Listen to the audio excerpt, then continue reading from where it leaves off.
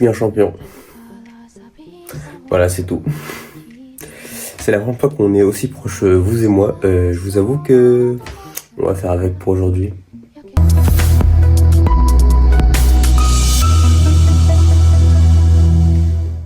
Salut à tous, mes lifters et mes lifteuses. Aujourd'hui, on se retrouve pour une nouvelle vidéo. Alors, comme vous avez pu le voir dans le titre, sur la miniature, vous avez vu, je pense que vous êtes au courant. Je suis champion de Normandie en moins de 66 kg de streetlifting. Donc, tout d'abord, pour ceux qui ne me connaissent pas, donc je vais me présenter brièvement. Donc, je m'appelle Ibrahim Boukamcha, donc j'ai 19 ans. J'ai fait des études de sport. Et du coup, mon appellation sur YouTube, c'est Ibra, le lifter. Mon objectif sur YouTube, il est assez simple en soi. Il est comme tout le monde, enfin, toutes les personnes qui veulent se lancer sur YouTube. Donc, c'est de partager ma passion, la faire vivre, donc vous la transmettre et essayer de donner du courage donc à ceux qui veulent se lancer, à ceux qui veulent essayer et qui ont du mal. Qu'importe le domaine, qu'importe le sport, la discipline que vous faites, il est important de se donner à fond, de tenter, car si on ne tente rien, on n'arrivera pas. On ne peut pas se plaindre de quelque chose qu'on n'a pas tenté, c'est pas possible. Du coup, c'est pour ça que j'aimerais, à travers cette vidéo, vous donner aussi l'envie de tenter, d'aller vers l'inconnu, vers des choses que vous ne connaissez pas. Essayez, tentez, allez-y. Et si vous échouez, c'est pas grave. C'est pas grave d'échouer, il n'y a pas de honte à échouer, mais il y a une honte à ne pas avoir tenté. Donc, je vous laisse avec la suite de la vidéo. Donc, vous allez voir ma compétition, comment ça s'est déroulé, etc. Franchement, j'espère que vous avez passé une bonne vidéo. Prenez quelque chose à boire, quelque chose à manger. Et puis, c'est parti. Bon, du coup, j'aimerais aborder avec vous, donc dans cette première partie de vidéo, ma dernière semaine de préparation. Donc, ma dernière semaine de bloc. Donc, la semaine qui a suivi ma semaine de taper. Donc, 2 semaines avant la compétition. C'était ma dernière semaine de bloc. Mon objectif était de réussir pas mal de choses. J'ai pas mal de choses à tenter sur ce dernier bloc.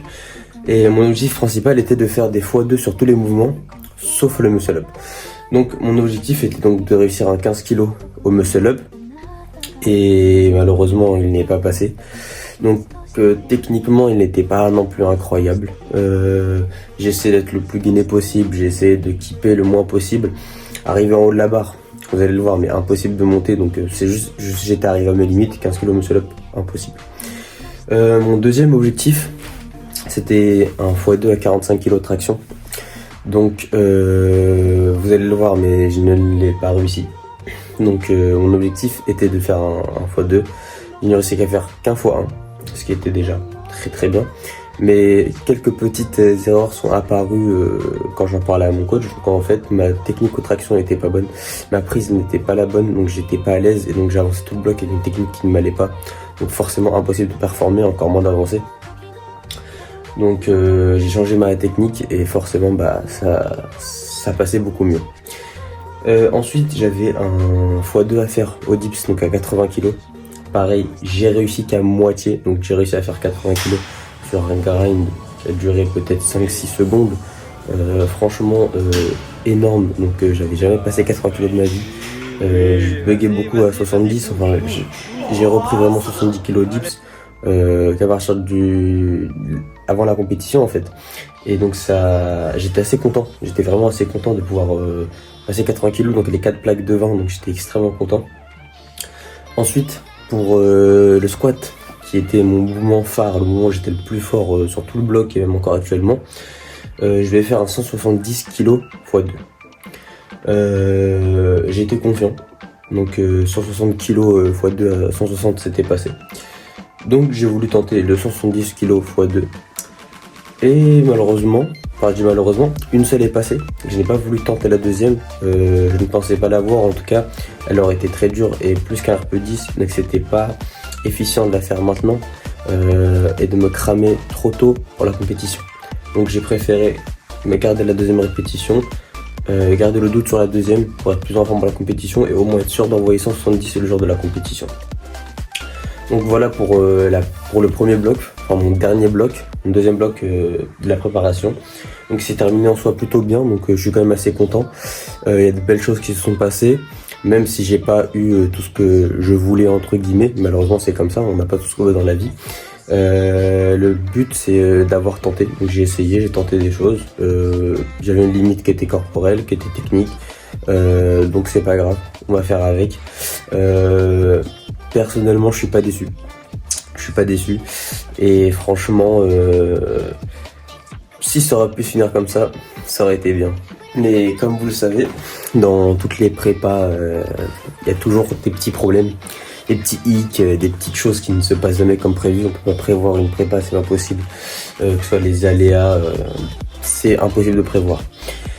Et malgré quelques échecs, elle s'est bien passée. Donc il ne manquait plus qu'à me reposer, à attendre le taper. Donc vraiment, il me restait qu'une seule semaine. Me reposer. Le taper, c'est quoi? Pour expliquer la question, le taper, en fait, c'est la dernière semaine après une grosse préparation, donc un gros bloc. En fait, le taper, ça va permettre de diminuer la fatigue. Donc de diminuer la fatigue et d'être en forme le jour de la compétition ou le jour pour tenter un PR, en fait, d'avoir accumulé assez de volume, assez d'efforts nerveux, mais justement d'épuiser ce stock jusqu'à la fin. Et ensuite le taper et permet de augmenter un peu le stock nerveux et de pouvoir revenir en forme sans avoir perdu, sans être désentraîné, on va dire, avant la compétition. Donc j'avais juste mon taper à faire, tout devait bien se passer. Mais il y a eu un invité malencontreux, celui-ci. Donc il a décidé de se pointer 4 jours avant ma compétition. La grippe. Donc je suis tombé malade 4 jours avant ma compétition. Alors je vous explique pas l'état dans lequel j'étais, donc j'ai pas filmé, heureusement d'ailleurs, parce que c'était pas très beau à voir. Donc je me mouchais absolument toutes les 3 minutes. J'ai dormi, je pense en 4 jours, peut-être, allez on va être gentil, 20 heures. En comptant la nuit de la compétition. Du coup, je suis tombé malade, c'était pas facile, on va dire. J'ai tout fait pour guérir le plus vite possible, donc j'ai pris pas mal de tisanes, du miel, enfin, du gingembre, des trucs qui permettent du coup au corps de récupérer. Donc j'essaie de bien dormir, comme j'avais une bonne alimentation et que je suis quand même allé m'entraîner, on va dire que ça a quand même aidé. J'essaie de faire chauffer mon corps assez souvent en faisant de l'exercice pour évacuer du coup la bactérie, donc là le virus. Et ça s'est bien fini, donc on va pas se plaindre. Donc j'ai réussi, on va dire, à être en forme un jour avant la compète, donc je suis plutôt content. On peut dire que ça s'est bien fini en soi, car je pense que lors de la compète j'étais entre 90 et 95% de mes capacités maximales. Du coup je suis quand même content. J'étais peut-être pas à 100%, après c'est dur de toujours être à 100%, surtout sur une préparation aussi longue. Donc voilà, donc c'était vraiment le petit point noir de la préparation et un peu un avant-goût de ce qui peut m'arriver par la suite, ce qui peut arriver à tout le monde. On peut tous avoir des pépins un jour où bien sûr on ne s'y attendait pas. Le but c'est de se relever et vous allez voir, c'est ce que j'ai fait dans la suite de la vidéo. C'est parti. Bon, venons-en au jour J. La compétition se déroulait donc le 18 janvier à Caen, donc à Verson H&M, chez un frérot à moi, donc Simon Lift sur Instagram, donc n'hésitez pas à aller le suivre, à lui donner de la force. C'est lui qui m'a tenu au courant de la compétition et qui m'a permis d'y participer, donc allez faire un tour sur son Instagram et lui donner de la force, ça lui ferait plaisir, ça me ferait plaisir aussi. Donc pour continuer, elle a eu lieu le 18 janvier donc à Caen.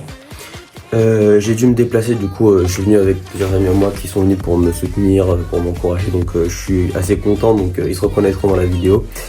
D'ailleurs l'un d'eux m'a filmé et m'a aidé à récupérer tous les rushs pour le réel Insta. N'hésitez pas d'ailleurs à aller me suivre sur Insta, donc Ibkamcha, hein. N'hésitez pas à aller me suivre, ça fait toujours plaisir. Du coup le jour J j'arrive à la compétition, donc j'avais hâte.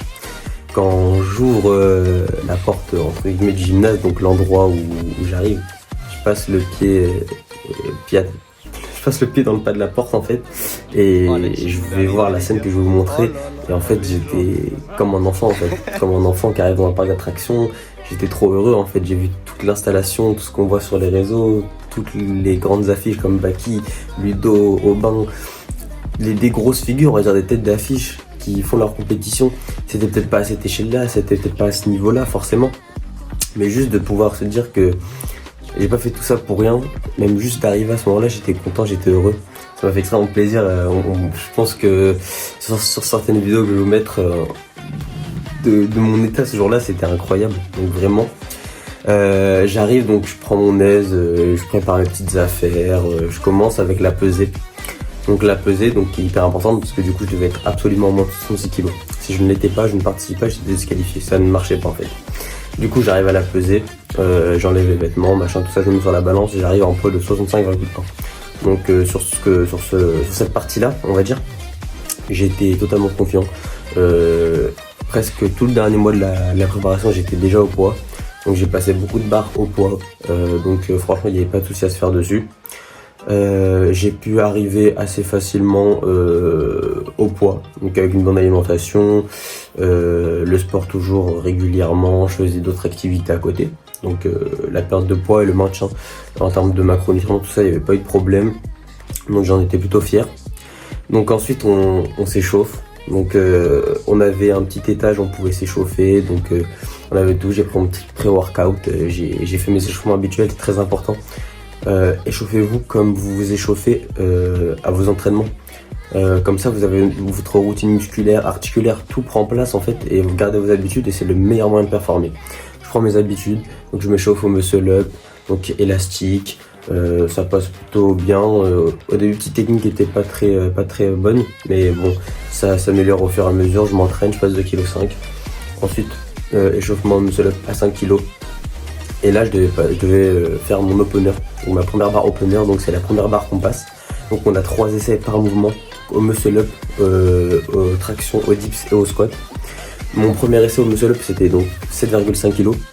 Il y a une petite anecdote, c'est que en fait j'étais hyper mal placé. Donc la première, j'étais un peu le crash test on va dire. Je l'ai appelé comme ça avec mes amis, donc j'étais un peu le crash test. En fait j'étais pas du tout à la bonne hauteur, ma main ne grippait pas bien, je devais lever les pieds. Enfin c'était vraiment pas du tout optimal et du coup j'ai totalement raté ma première barre. J'ai eu la retenter sur la deuxième, donc elle est passée. Et franchement elle est plutôt bien passée, donc je suis assez content. De toute façon vous allez voir. Donc elle est bien passée, et franchement il pouvait y avoir mieux, hein. Mais je suis content, je l'ai validé, c'est le principal.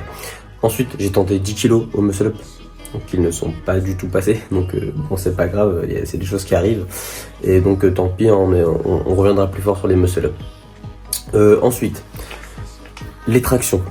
Donc les tractions, je me sentais plutôt à l'aise, mais vu comment s'étaient passés les muscle up, moi et mon coach après on plutôt préféré démarrer assez bas sur l'opener, donc j'ai démarré à 37,5. La rep est passée assez facilement. C'est une barre que j'ai passé des dizaines, trentaines de fois à l'entraînement, donc il n'y a pas eu de soucis sur ce coup là.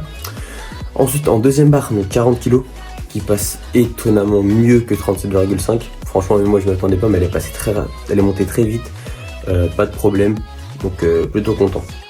Ensuite en troisième barre, donc on hésitait entre 45 et 43,75. Donc on a préféré mettre 43,75 qui est bien passé avec un très léger grind, petite pause on va dire avant de repartir en haut. Donc je suis plutôt content, donc ça s'est bien passé. Sur ça j'ai rien à redire, je suis content, mes 3 essais sont passés aux tractions. Ensuite le dips. Donc le dips, donc pareil je m'échauffe, 20 kg, 60 kg qui passent étonnamment bien et facilement à l'entraînement. Et là je pense que ça nous a mis en confiance avec les 3 essais qui sont passés aux tractions. Et bah la barre en fait décollé, hein. Franchement ça a décollé. Ensuite mon opener au dips, donc 65 kg, qui monte d'une facilité déconcertante. Donc franchement même moi j'étais choqué, le dips elle était pile, vraiment limite parfaite, vraiment incroyable. Ensuite ma deuxième barre au dips, donc 71,25. Qui pareil en 70, j'avais jamais monté une barre à 70 aussi haut, et je pense, hein, parce que je m'entraîne dans un basic fit de base, mais je pense que la station de dips réglementaire c'est vraiment du poulet sur 10, elle est incroyable, vraiment je me sentais 10 fois mieux que sur celle de basic fit. Bref, ensuite ma dernière barre au dips qui est totalement légendaire. Alors la barre au dips, donc ma dernière barre c'était 77,5. C'était à 2,5 kg de mon grain sur la 80. Et alors là j'ai entertainment au maximum, divertissement à fond. En fait je grind la barre sur 5-6 secondes, mais qui passe facile en soi. Et du coup en fait chaque fois la salle qui crie, on entend tout le monde crier, franchement c'était magnifique, c'est un moment que j'ai adoré faire et d'avoir surtout été le protagoniste de ça en fait, de me dire en fait c'est moi qui ai créé un peu cette hype sur les dips. Bien sûr les autres athlètes aussi ont fait des choses magnifiques, mais vraiment j'étais content pour cette barre, c'était magnifique. Ensuite le squat. Donc l'échauffement se passe aussi très bien. Le squat, je me sens plus que confiant, c'est mon mouvement. Comme j'ai dit en intro, c'est mon mouvement phare où je suis le plus fort, ou même encore actuellement, je pense pouvoir progresser vraiment beaucoup dessus. Donc je commence à m'échauffer 120, 130, 150, 140, 150. Donc 140 qui passe facilement, franchement, mais je sais pas si j'ai déjà passé 140 aussi facilement. Donc je suis assez content. Donc ensuite je passe 150, tout se passe bien.